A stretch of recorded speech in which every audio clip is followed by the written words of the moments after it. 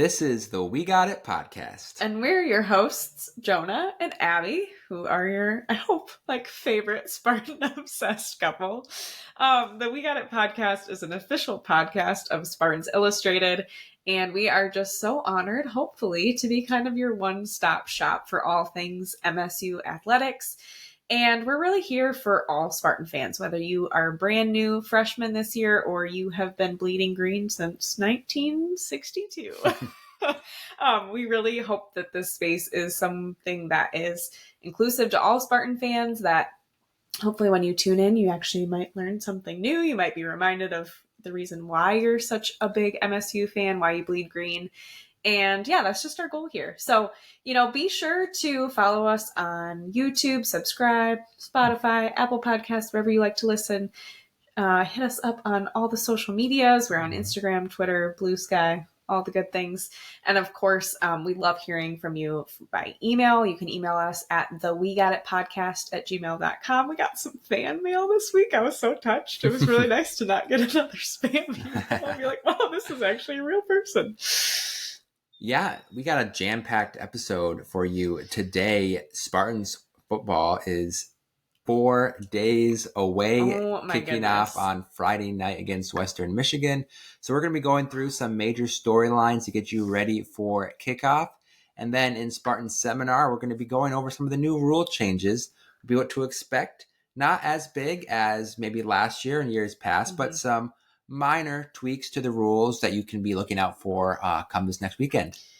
So when you say this is a jam-packed episode, it truly is jam-packed because we're trying to fit all of football off season and what to expect for this season and the matchup against Western Michigan on Friday and the new rule changes in the NCAA. So if you're like me, little overwhelming. If you're like me, maybe it takes you several games to be like, wait, who's number 11 again? We're not going to bombard you with all of that today. We're hopefully going to let you walk away with a little bit better of an understanding of the roster. But that's the fun of being a Spartan fan, right? You kind of got to do that as the games go on. So today's discussion, if I am thinking through this correctly, Jonah, is really going to focus more on what kind of outcomes do we expect, not just game or score or coaching methodology. I know we touched on that a little bit in our season opener episode last week, but more thinking through positions, right? Or certain elements of the team and kind of what to expect out of them. So for example, the linebackers or the running backs. And there are some positions, if I'm not mistaken, that have almost completely new faces in them compared to last year. So we'll try to key you in on some of those major players a little bit more today. Yeah, and not just going over the depth chart or the roster, but kind of key storylines or things to look out for in these position groups where you can kind of understand what you're getting yourself into come Friday night. Because I think if we just laid out the roster, all that, you don't really get a lot of answers. Maybe you don't get a lot of questions answered. But with this method, kind of going through positions and storylines, I think they'll give you a better understanding of what to expect, especially going into this game on Friday night. Yeah, and if you're like me, it's not oh my gosh, what number did they say he is? Where is he starting? Is he the third string running back or not? So this is soothing to my soul. So, Jonah, where do you want to start us? What do we need to know heading into Friday's game about this team? Yeah, I think we can kind of just go through this kind of linear, starting with the offense. Okay. So we'll have a little bit of methodology and cohesiveness to this. That way it's not all over the place. We promised that now. Let's see if we can stick to it. But I think it's important to start with the quarterback position. Classic. This is a position that isn't have question marks as far as who the starter is going to be.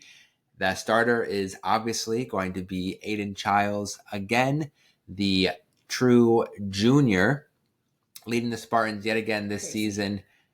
And I think, really we're starting with Aiden Childs, and I think this is really where the season starts because the positions or the team's only going to go as far as this position takes them.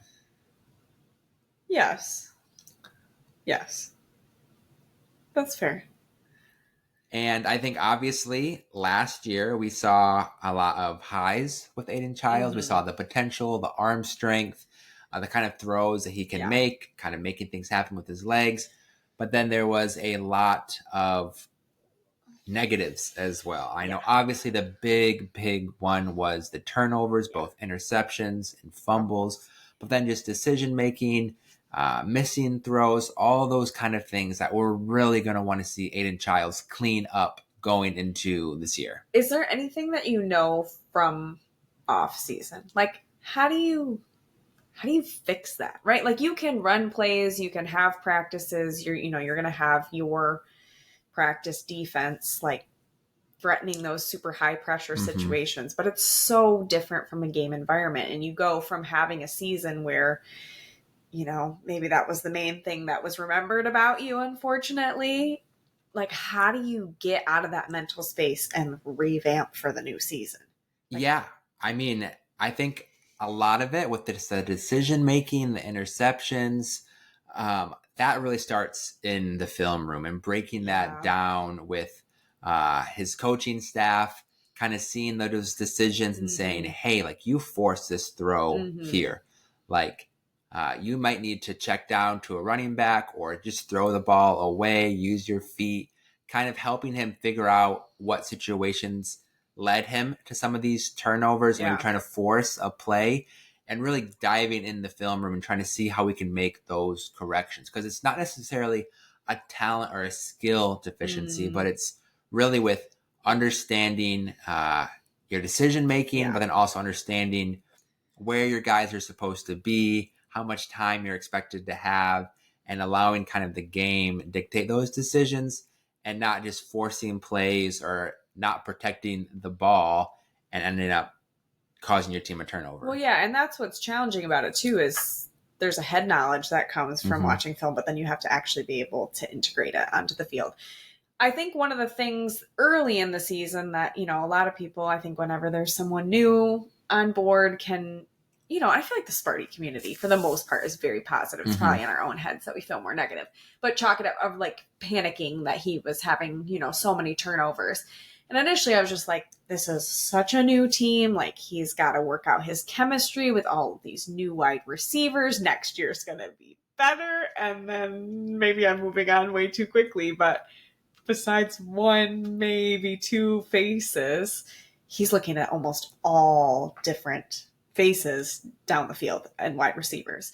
So, it's not something that you're just going to be able to, like, I think the expectation's a little higher now this season of like, okay, you don't just get the excuse of there's not chemistry. Like, you got to have it locked in at least at a high percentage from the first game. So how do you combat that? Like, so not only are you coming off of last season, having a lot of turnovers, you've talked about going through film, really drilling down like those in the moment decisions, but now you also have to adjust to almost a completely new wide receiver personnel. Right. I mean, obviously that is going to be something to look out for going into Friday night. Obviously you have guys like Nick Marsh coming back, Jack Belling. So guys that Childs is very familiar with, has worked a lot with. But yeah, like you said, there's a lot of new faces. And a lot of that too will come down to how they understand the offense, how they understand running their route, making sure that they're in the position that they need to be for Childs to get them the ball. And some of that is out of Childs' control. But some of that decision making, when maybe a play goes awry or a guy runs a wrong route, is not to throw the ball there anyways or try to force it, but be able to bounce to a different guy or to use your feet and kind of make a play happen. And that's what really, I think, was the point of emphasis for Childs this offseason in the film room. It's just kind of understanding when that play breaks down and isn't going the way that maybe it was drawn up, what can I do to still help my team and not force something that's going to hurt my team? Yeah. And not that we never saw Childs run last season, but that was something that I remember us being really excited about, was that he was like this dual threat, that he could, move the ball with his feet or he can move it with his arm. And I think that that's a key point of like, I'm hoping that in the off season, they're helping him think through, like, that's just one more decision that you can make. And I even think in my own career, like, obviously very different than playing football and having 300-pound people running at me while I'm trying to make a decision. But there are moments where I have a very limited time to make a very calculated decision.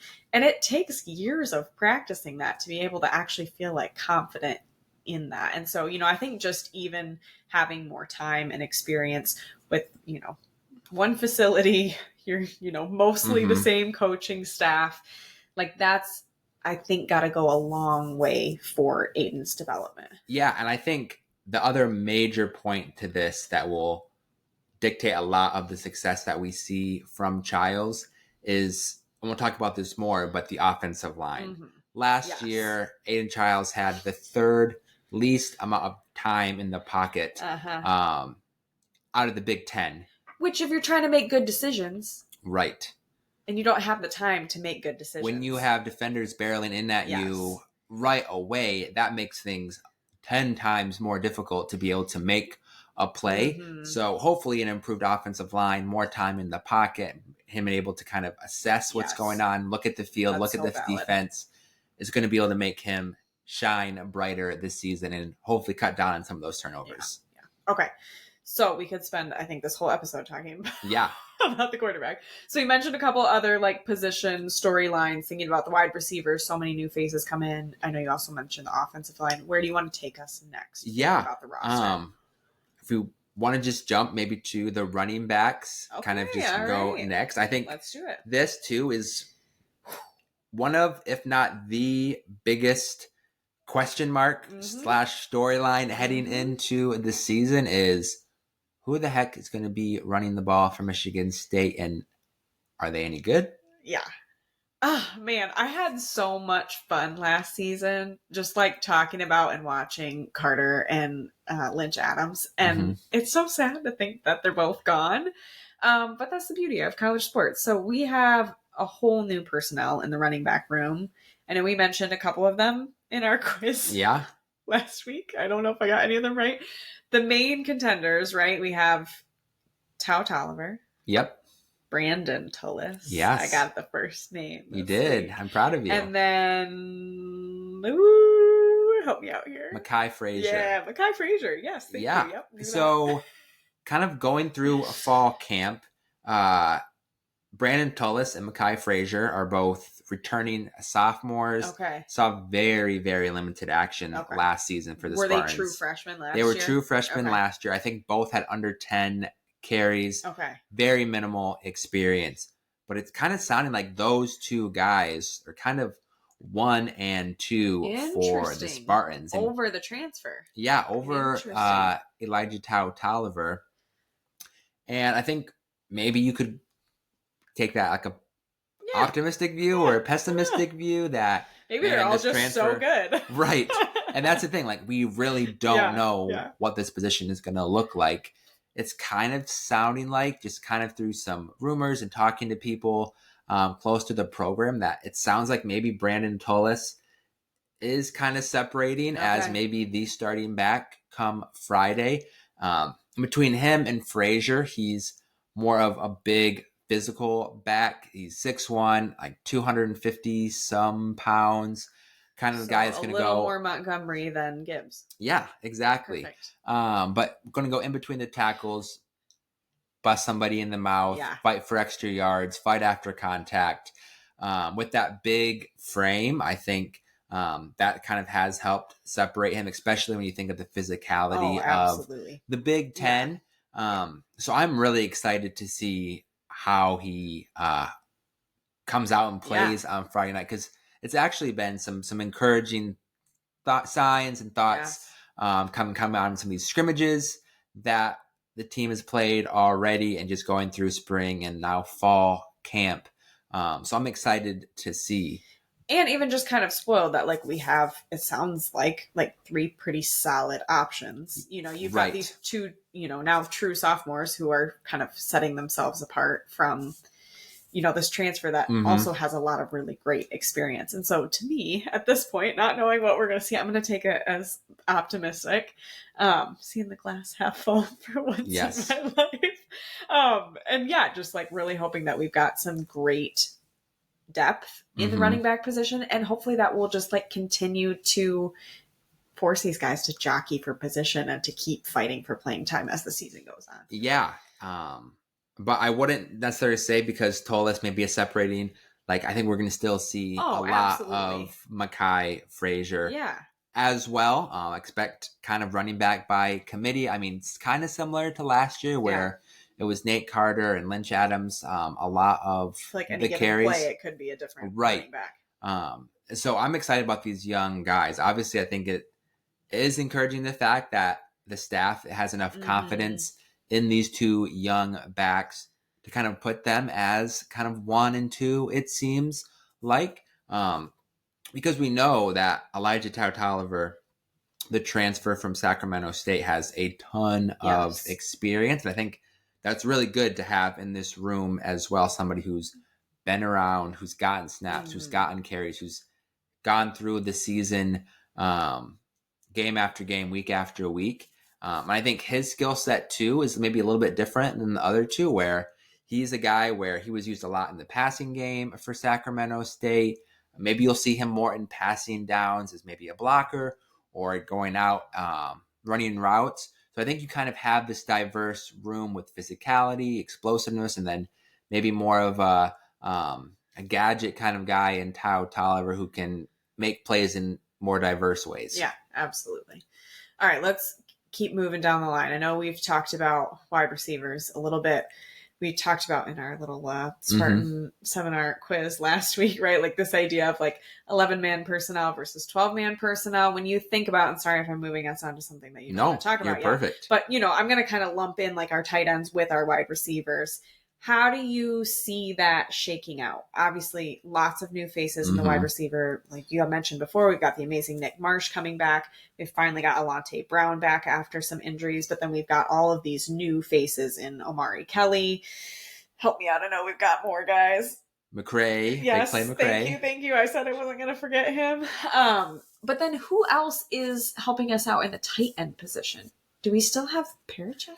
Yeah, Brandon Parachek, and then Michael Masunis as well. All right. No new tight ends, though. That's like this. Yeah, we kind of really have those top 3 guys. Okay. There's no, I don't think we're going to have a lot of contributors outside of those 3 guys coming into this season. But I think last year, obviously, Michael Masunis went down pretty early in the season, and he was actually showing up to be a really good blocker. Making some plays as well, especially in that first game against Florida Atlantic. Definitely felt his impact on the field. And I think now that it seems like you got 3 guys that have experience. Obviously, Parachek maybe wasn't quite ready last year, but was forced into having to play a lot of snaps. But having him back now maybe as your third option, but then having an experienced guy who knows Childs, who knows Jonathan Smith and Belling, healthy Michael Masunis, I think you're going to be able to see more of some of those 2 tight end sets that Jonathan Smith likes to run, kind of using motion to confuse defenses, getting those guys open because you have all that speed and playmaking ability outside in the wide receiver room. Well, that's something we talked about, like expecting to see last season. And I just think we were so limited by like personnel and injuries and offensive line, like all the different things to actually be able to afford to have another tight end in that spot last season. Right, because you didn't necessarily see a lot of maybe what Jonathan Smith wanted to do because Masunis went out so soon. Belling was banged up a lot, and then they kind of just baptized Parachek by fire last season as well. So now you have a lot of experience, a lot of guys who understand the system. So I'm excited about this tight end room. I think it has the potential to really elevate this offense and open up options that maybe weren't available last year. Yeah, absolutely. All right, keep taking us through what you want to think through. So offense, we've touched on running backs, tight ends, kind of the wide receivers. Yeah, I mean, we can talk about them briefly too. I mean, obviously with this receiving room going into the season, it seems like this is going to be like the strength of the team. Obviously, you have... Interesting. I was going to be like, this is the question mark. We don't know any of these guys. Nick Marsh, obviously coming back, broke Michigan State freshman records for receiving yards, touchdowns. But then you have a transfer in Omari Kelly, who really just been nothing but rave reviews out of fall camp about this guy. Obviously, like you said, very productive at Middle Tennessee State. So it seems very clear this Marsh and Kelly are going to be Spartans 1 and 2. Are going to get some redemption out of that school. Yes, exactly. But 1 and 2, but then kind of wide receiver 3 is up in the air as well. Transfer Rodney Bullard from Valdosta State is a guy that's been turning a lot of heads, made a really big play, about a 70-yard touchdown in the scrimmage last week. But then you have, obviously, Krishan McCray, like we said, who's a playmaking ability, a lot of speed, a big body, and Evan Boyd from Central Michigan. So a lot of depth at this room. And Courtney Hawkins was talking to the media earlier this past week, saying that this is a really solid group. He wasn't quite ready to say that it was the best receiving room that he's had at Michigan State, obviously because 2021 you had 3 NFL guys and Jaden Reed, Jalen Naylor, and Keon Coleman. But he said that he thinks that this team or this room could get to that level. All right, I like that. So he's very optimistic. He has obviously a lot of tools in his tool belt. And like not someone who's going to say that lightly. Like he's seen that kind of talent come through before. And I almost respect him more from like withholding that praise this early and just being like, let's see how the season shakes out. Right. All right. Sorry, I'm cutting it off. No, you're great. We got to get to the O-line. We got to get things moving. Yes. And honestly, like as we're talking through all of these things, thinking back about what were the weak points, all of them in every other position on offense were exacerbated because of the weakness of the O-line. Absolutely. And not to, crap on them in any way. Like they were just so injury fraught. And it was just a lot of asking, these second, third string true freshmen, like barely any snaps before players get baptized by fire. Right. Like I can't imagine what it would have felt like being those players stepping into that kind of situation with so much pressure riding on it too at that point in the season of like, are we going to make a bowl game? Are we not? Give me some hope. I think we kind of like touched on this in last episode, but give me some hope over here. Right. And obviously this, like you said, like this position group is, you can have all the talent in other places. It's vital. If you can't get a push in the running game, if you can't pick the quarterback, it's not really going to matter. In the teeth as soon as the ball is snapped. And obviously there's a lot of question marks. We don't know exactly how it's going to turn out, but it seems like, at least on paper, that this is going to be a much improved room.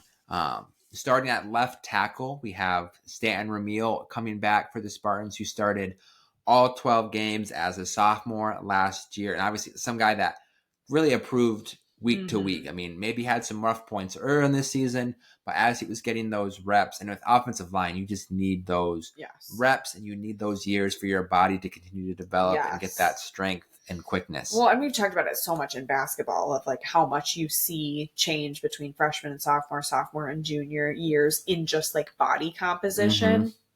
And holy moly for offensive line. Like I feel like that's even more true. Right. So, like him just having another year of training, nutrition, like all those things under his belt makes a big difference. Yeah. And obviously too, at the guard position, that was the position that had injury after injury for the Spartans, with Christian Phillips and Gavin Brocious week 1 and 2, I think, going out with season ending injuries. So you have your starter and then backup out 2 weeks into the season, and both of those guys are healthy and ready and competing for both the left and right guard positions. Please keep them that way. Exactly. They deserve some injury luck this year. But then also you add Oregon State transfer Luka Vincic to the guard position as well. And those 3 guys are really vying for the starting roles at both left and right tackle. If I had to guess now, I would think left and right guard. Left and right guard, sorry. I'm learning. You are learning. You're catching me. I'm proud of you. Thank you. But I would guess that it would be Brocious and Phillips starting, with Vincic getting a lot of snaps. Yeah. But I think those 3 guys are going to get a lot of snaps at the guard position. And then obviously you have a transfer in Matt Golban from Wake Forest, who is an all ACC honorable mention, a guy that I think you're going to be able to count on as experienced, strong, physical, who I think right away is going to be a solid pickup for the Spartans and kind of anchoring in the middle of that line. Which is so huge because I think we talked about so much last year with just like the transfer of all of the people coming from Oregon State, like how key it was to have a center and a quarterback who are used to playing together.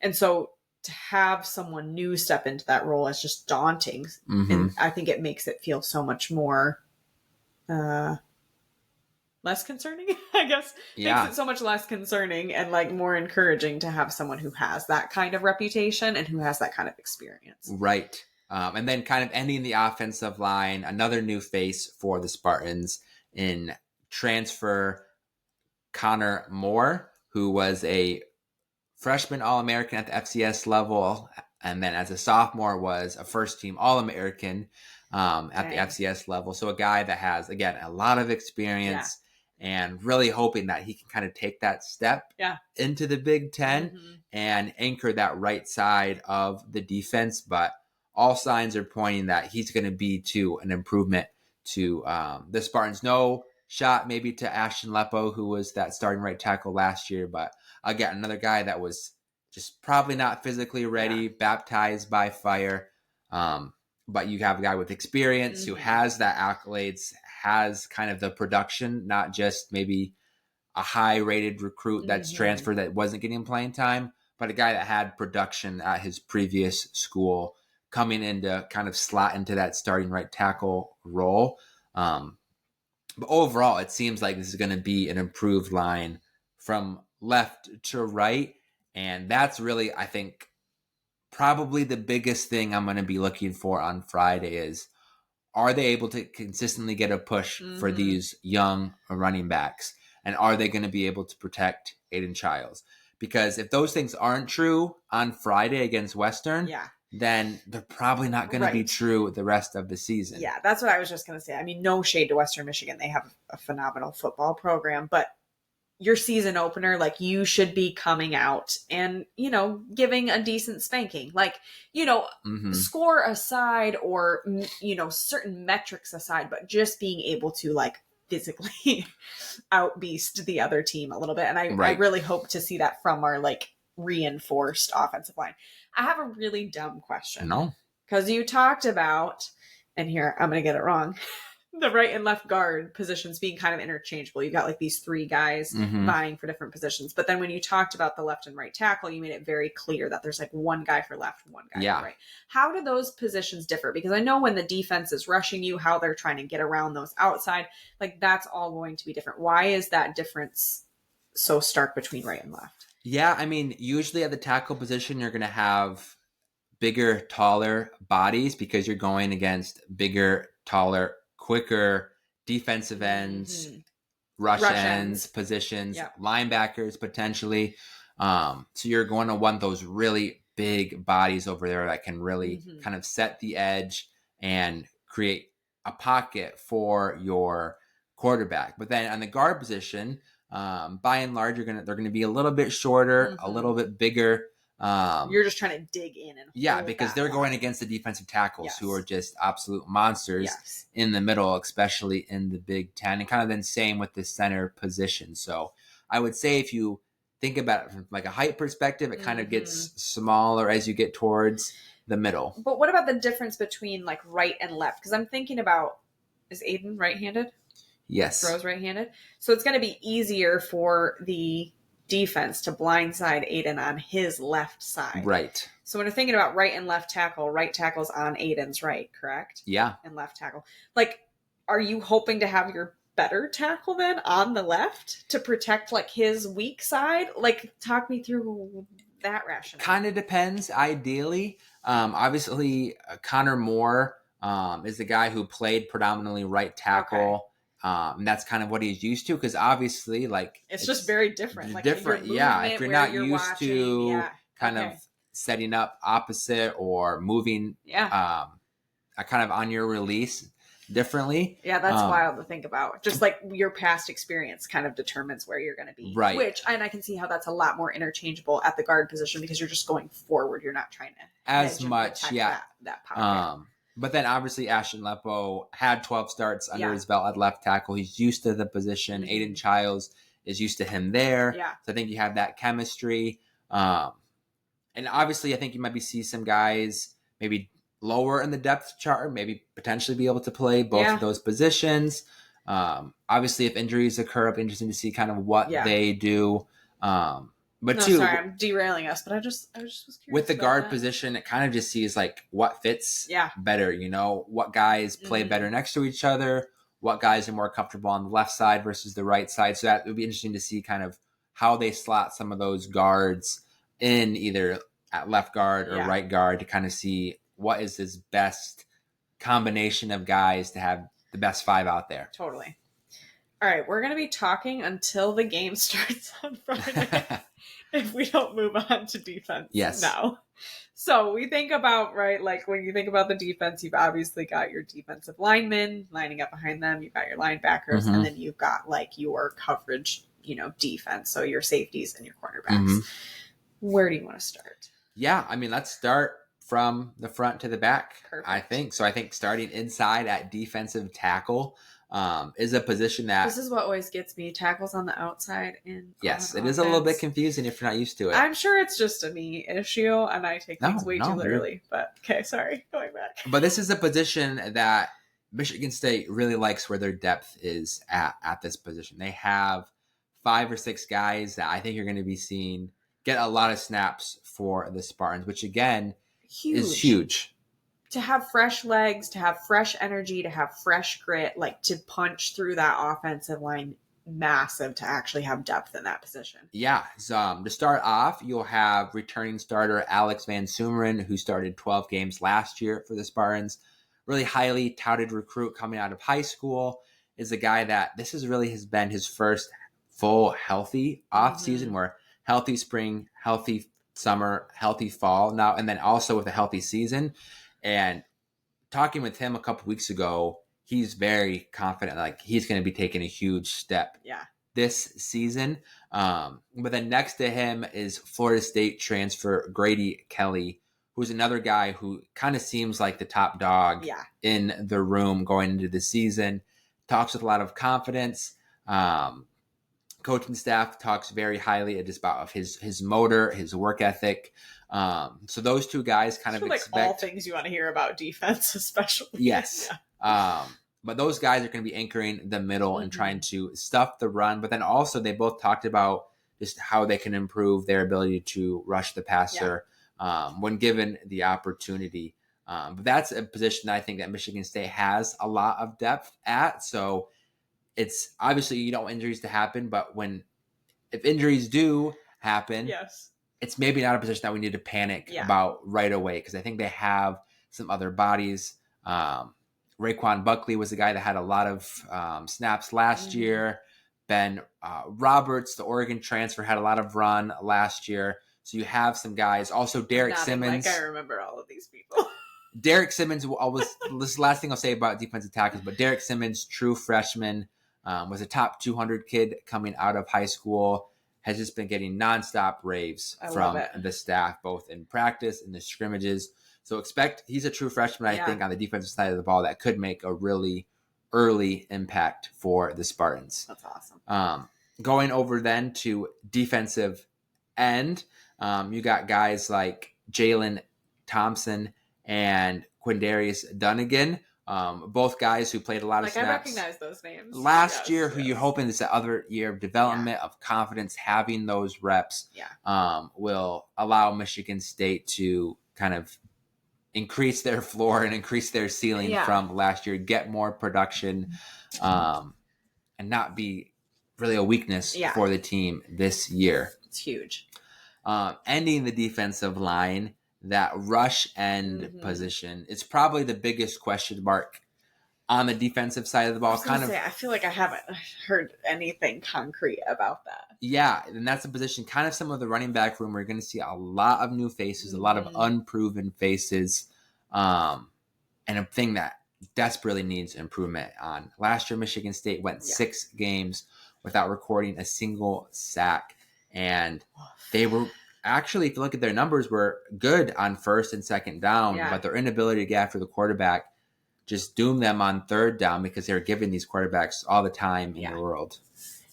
while conversely not giving our own quarterback any. Right. It's just like a perfect storm of issues. And that's just going to be kind of a wait and see to kind of see who's those guys that are getting those first team reps. Oh, sorry. I didn't mean to cut you off. No. You could tell I was like gearing up to ask a question. Not everyone plays with that rush end position, right? Like we've talked about this before. It's much more of like a leaning towards NFL style of play. And there's probably not going to be every play that you're running a rush end, correct? Like it's kind of this fluid. You might have a rush end in, or you might have another linebacker. Or defensive end, kind of depends. Okay. Especially like passing downs, you're definitely going to have that rush end in the game. So a couple names to kind of be aware of is Air Force transfer David Santiago, guy they got in the spring. How do you transfer out of the Air Force? I know. He did say he had to like very confusing. Classify certain stuff about like what he knew and had to like give up his like is he still computer. Like in like I know the Army, like ROTC, like are you still in the military then? I don't think I think he was able to get out of the Air Force. Okay, anyway, sorry. But he's a guy that had some production last year, obviously in the Mountain West. It's been interesting to see how that translates to the Big Ten. Another guy, Tyler Gillison, returning from last year, who I think the staff is pretty excited about as well. And in the scrimmage this past week, apparently that position was able to get 5 or 6 sacks on the game. And I like it. I think maybe if you think that as a whole game, like that's a lot of sacks for the offensive line to give up. But in these scrimmages, they're playing a lot more snaps than in a regular game. Yes. But also encouraging that there was some production in that room. But that's definitely the rush end position is really the one, and the defensive side of the ball is kind of what in the world are we going to get from this team? We don't really know any idea about the floor or the ceiling. Yeah, absolutely. Moving back, we got linebacker room. Yeah. Kind of similar to the wide receivers, maybe probably going to be the strength of this defense, returning a lot of experience, a lot of returning guys coming back from last year, starting with not Cal Halladay. Cal Halladay, his 20 years at Michigan State are now came to over. A close. Yes. Snow is still there. But yes. Cal Halladay is no more. He's an alumni now. Yes. Whatever. But starting at that Mike linebacker position, kind of inside that middle linebacker, it's going to be Captain Jordan Hall. Obviously a guy who has had a lot of playing time as a freshman and a sophomore, and the staff has really been raving about him. Also his teammates. So expect a really big year out of Jordan Hall. He's the one wearing the microphone, so he'll be communicating with defensive coordinator, kind of the eyes and the ears and the voice of the defense coming into this season. But then you also have Wayne Matthews coming back as well. Really started all 12 games last year. Got a lot of snaps, a lot of experience.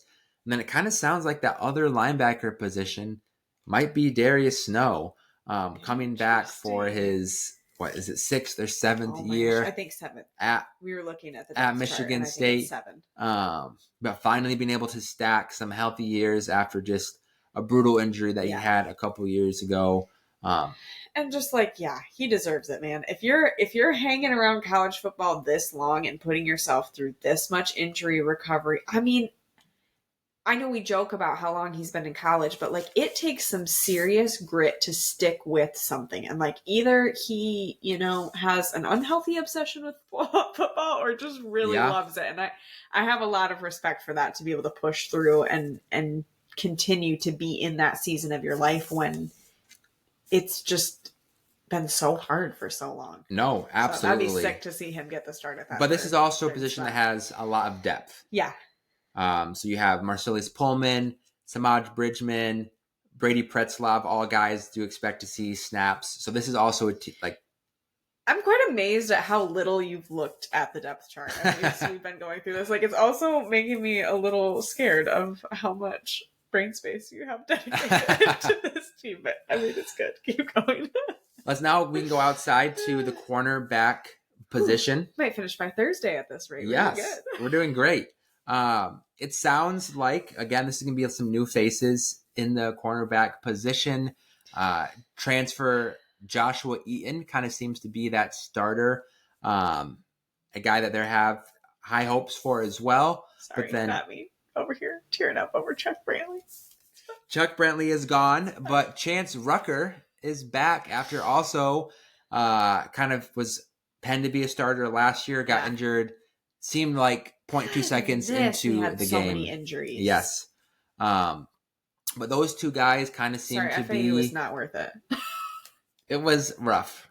But those two guys kind of seem to be the starters. And again, they have a lot of depth behind them as well. So don't expect much of a drop-off after those top two guys. But you have a good mix of returning guys who have been in their program, but then also transfers who have had production and a lot of experience at their previous stops as well. Amazing. Yeah. Is that it? We can talk about maybe the safety position. I was like, I feel like I'm missing something.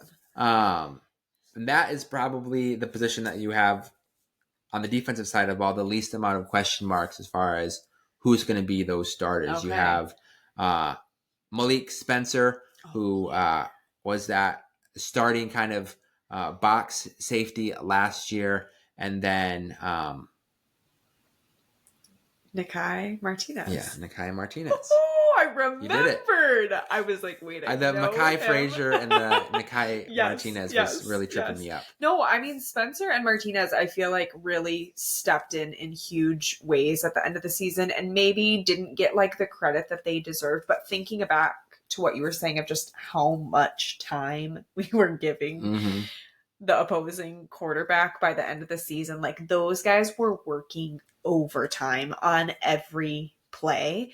And I really just hope for their sake, like they're going to be able to feel the breathing room a little bit more. Yeah. And actually kind of get the credit that they're due, because I think they were so overshadowed by a lot of the other defensive lapses.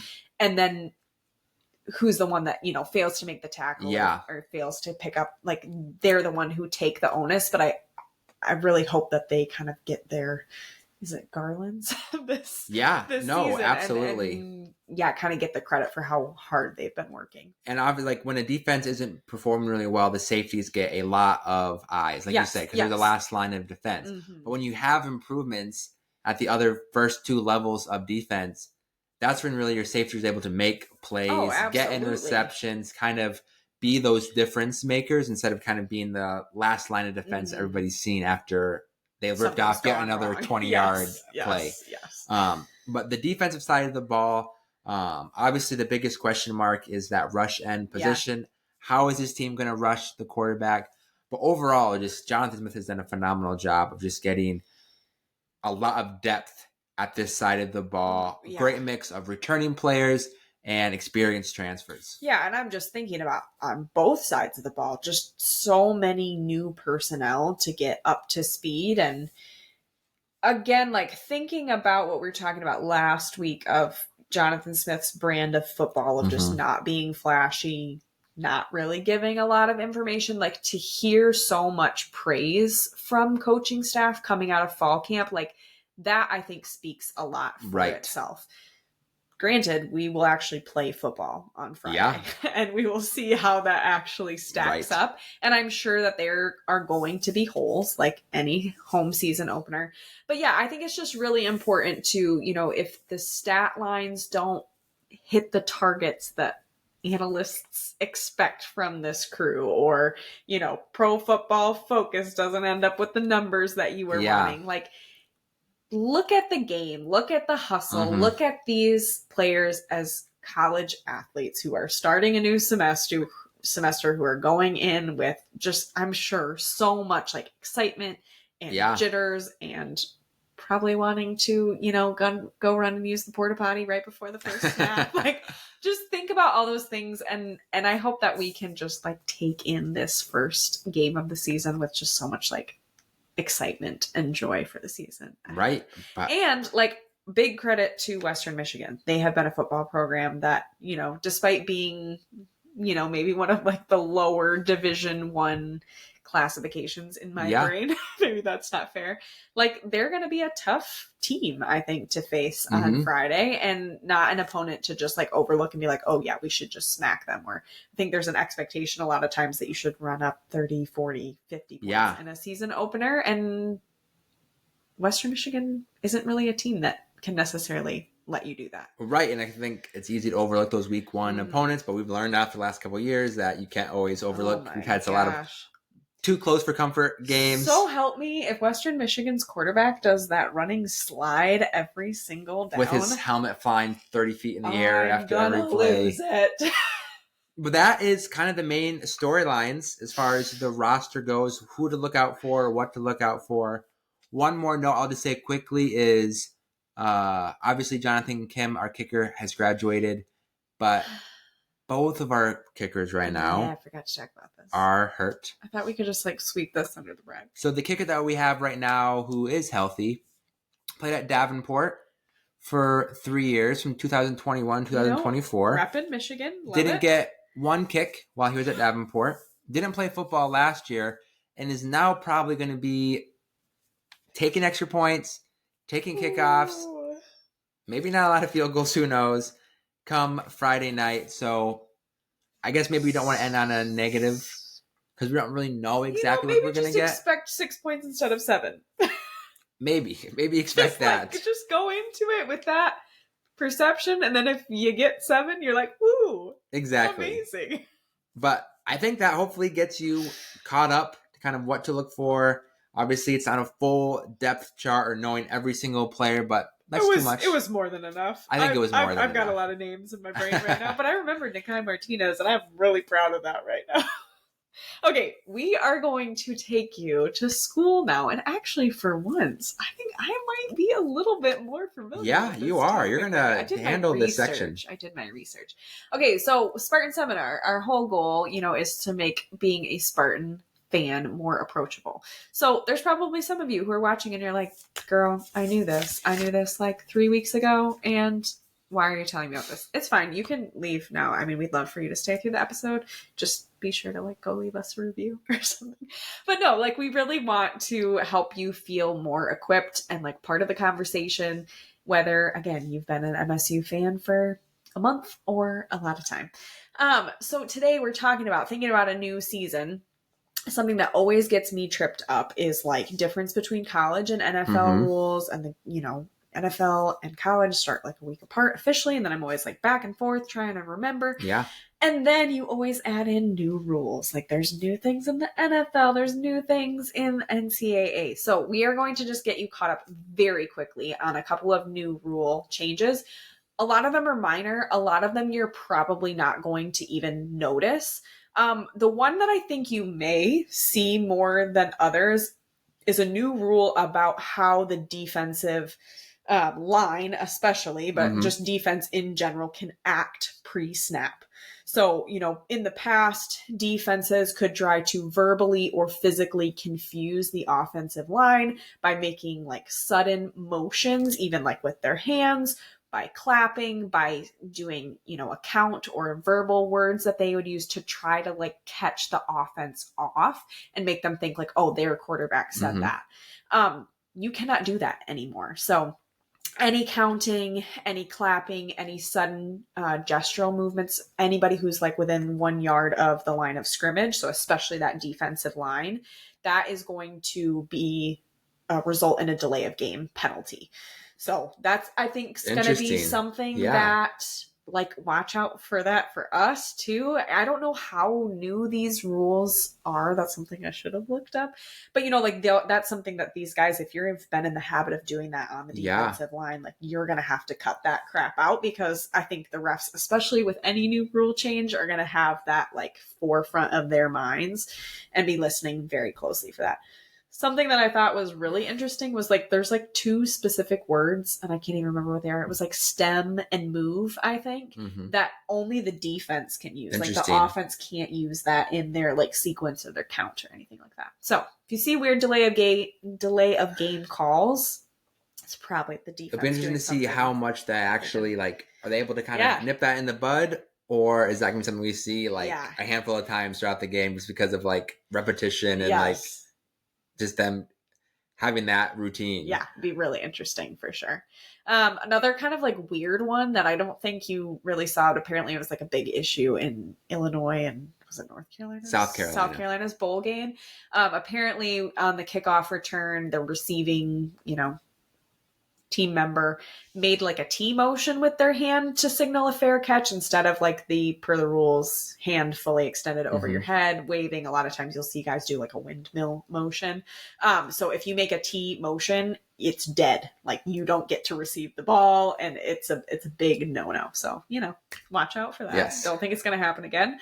What else am I missing? Maybe some new overtime rules. Yeah, overtime. Again, probably not something we're going to see a whole ton, but they are limiting the number of timeouts that can be taken in overtime. There were some wild overtime games in college football last year. I'm pretty sure there was one that went to like 6 or 7 overtimes. Georgia Tech game. Yeah. Wild. And it just gets real long for everyone. So they're now limiting each team to 1 timeout each in the first 2 overtime periods. And then after that, you only get 1 timeout total. So if you get to 3 overtimes or 7, you've got 1 timeout to use in that whole time. And then no TV timeouts for the first 2 overtime periods as well to kind of help speed things up. Yes. Less Thank TV. You. When have there less commercials. Ever regulated less media? I'm all for it. Also, important one. So I think that there was like some rules in the past about how if you had an injury, you like, one, we know like if your helmet comes off, you have to sit out that next play before coming back in, but they are really cracking down on people flopping, and, pretending to be injured when you're not in order to gain like an unfair time advantage. So it is now a rule that if you go down with an injury after the ball has been placed, is that the right terminology? Yeah, by the refs. Yep. It's a delay of game penalty, right? Unless you have a timeout, then the team has to use a timeout. Yes, sorry. Thank you. You're making me remember this. Yes. So if you go down with an injury after the ball has been reset, placed, it forces you to take a timeout. They also are requiring players to go off on the sideline and be medically cleared, whatever that means, by the school's like medical representatives before they can go back out on the field. I don't know that will take them very long to do, but like in theory, it's really hoping to minimize like these guys just falling on the ground with an apparent leg injury. We don't need to turn into like European soccer. This doesn't need to be MLS. Like we're out here getting hit and you got to take it. Yeah. And hopefully really like speed up some of those late game moments, but then also just kind of like fair play. Like just don't fake an injury. Absolutely. Don't try to get unfair advantage. And you think about too, like I think sometimes I'm like, oh my gosh, they're adding more rules. But I really appreciate a lot of the ones that they've added this season because it helps prevent so many delays of games. Yeah. Right? Like even you think about the defense being turds trying to get the offense to jump early like that, you have to reset the play and you got to move the ball, you got to do all the things, right? So like cutting that out makes such a big difference, I think, just for like viewer experience. We see how much personally like rules like that in baseball have been so helpful and really cut the amount of time that baseball games are taking, and I hope these kind of steps in the football world also help just like make the experience more pleasant for everyone involved. Yeah, well, thanks for that. You're welcome. Obviously, maybe we'll have to revisit this if we see any of these on a Friday night or throughout the weekend. Just do your homework, you can be watching for this on Friday night's game and, all the other amazing college football that's kicking off this week. Learn your rules. You better learn your rules. If you don't, you'll be eaten in your sleep. If you're not an Office fan, I'm sorry. I'm sorry. Sorry. All right. That is going to wrap it up for this week's episode of the We Got It podcast. Thank you so much for joining us and trusting us for another season of Spartan Athletics. It's going to be great. Yeah. Just your reminder, because we talked about it at the beginning of the episode, but now you're going to actually be like exiting out of the app and on your phone and doing things. Leave us a review if you haven't already. It doesn't have to be nice. We would love it if it is. Send us your thoughts, questions, ideas for Spartan Seminar, things that you would like clarification on. hate mail, fan mail. We will take all of it. Yeah. Again, you can find us on Instagram, Twitter, TikTok. All of the places. Blue Sky. I think we're on Threads. I don't know. Apple Podcasts, Spotify, YouTube. We would love to hear from you. All of our handles are some riff on the We Got It podcast if you want to look it up that way. And of course, you can always email us at the We Got It podcast at gmail.com. All right. As always, go green, go white, go state.